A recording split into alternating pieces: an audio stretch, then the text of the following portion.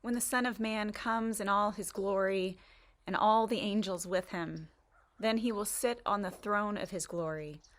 All the nations will be gathered before him, and he will separate people one from another as a shepherd separates the sheep from the goats. And he will put the sheep at his right hand and the goats at his left. This is Matthew chapter 5, verses 31 through 33, and it's the beginning of today's gospel passage that goes on to talk about the sheep and the goats and the least of these. I mentioned last week that the gospel message for this week and the previous two all go together. Each is a different story, intended to prepare Jesus' disciples for him to be gone, and also for them to anticipate his return. The first two are clearly parables. The parable of the wise and foolish bridesmaids begins, "Then the kingdom of heaven will be like this." The parable of the talents began, "For it is as if..." Jesus uses these stories to create a metaphor. This is like this.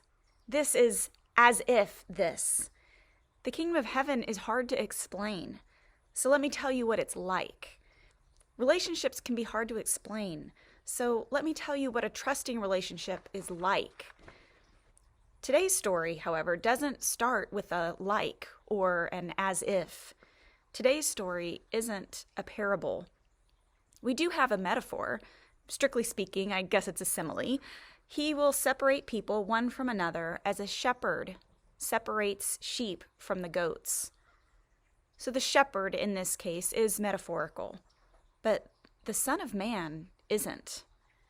Jesus begins the third story in this sequence in the 25th chapter of Matthew with the word when.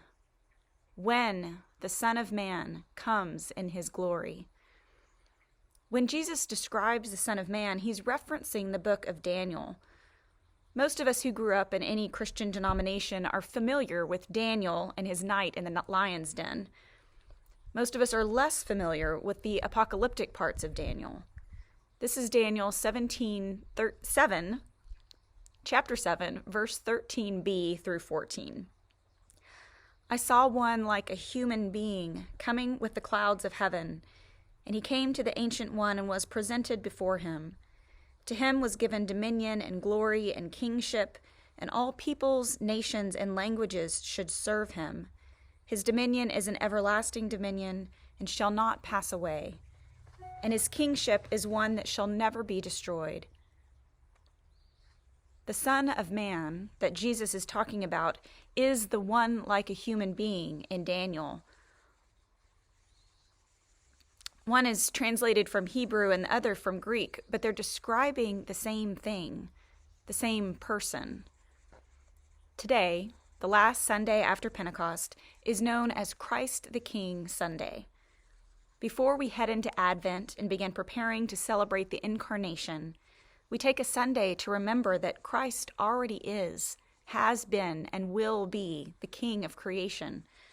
Like Daniel said, his kingdom is an everlasting dominion that shall not pass away, and his kingship is one that shall never be destroyed. And so, if this Sunday we're supposed to remember that Christ is King, it makes sense to spend time considering what kind of king he is. When the Son of Man comes in his glory, he will be like a shepherd. We like the shepherd analogy for Jesus. This is one we're comfortable with. The good shepherd who lays down his life for his sheep in John chapter 10. The shepherd who leads us beside still waters in the 23rd Psalm. David, the shepherd king in Ezekiel that we read about today. The temptation when we read this story in which Jesus is the shepherd who separates the sheep from the goats is to immediately ask ourselves, am I a sheep or a goat? If you hear this story and say to yourself, I give money to the Red Cross and Episcopal Relief and Development, I give my clothes to Goodwill, Jesus is going to be so happy with my sheepiness. I think you're missing something. On the other hand, if you hear the story and say to yourself, I haven't done enough, I know there are hungry and thirsty people in my community that haven't been fed while I have plenty, and Jesus is going to know that I'm a goat. I think you're missing something too. My response to that is, this story isn't about you. Not directly, anyway. The story is about Jesus. It describes what kind of king he is and will be. The key question in this story is not, am I a sheep or a goat, but where is Jesus and what is Jesus like? See, neither the sheep nor the goats recognized Jesus. They didn't know he was hungry or thirsty or naked or a stranger or sick or in prison. We aren't the sheep or the goats in this story because unlike those unaware livestock, we shouldn't be surprised. As Christians, we have promised as part of our baptismal covenant to seek and serve Christ in all persons. That means that we should already know that Christ is in all persons. And Christ is particularly present in the least of these, the sick, the weak, the hurting, the disenfranchised. In liberation theology, this is called the preferential option for the poor. Jesus is the kind of king who comes with and has access to all possible pomp and glory, and yet chooses to be like a shepherd.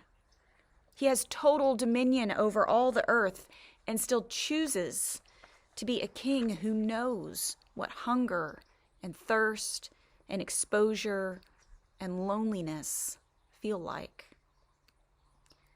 This story should encourage and inspire us to do the work of feeding the hungry, quenching the thirsty, welcoming the stranger, and clothing the naked.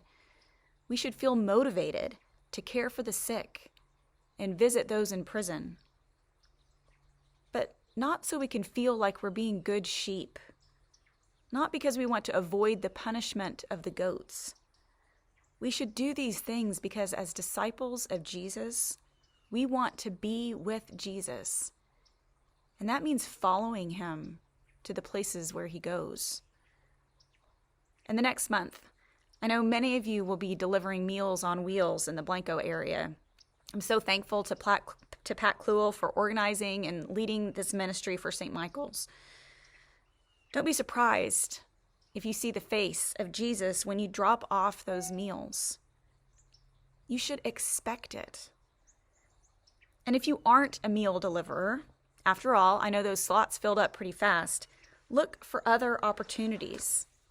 When you have a chance to be generous with your money, with your resources, with your words, with your smile, take it. Because Christ the King chooses to be in relationship with you, to seek you out, to love you. Thanks be to God.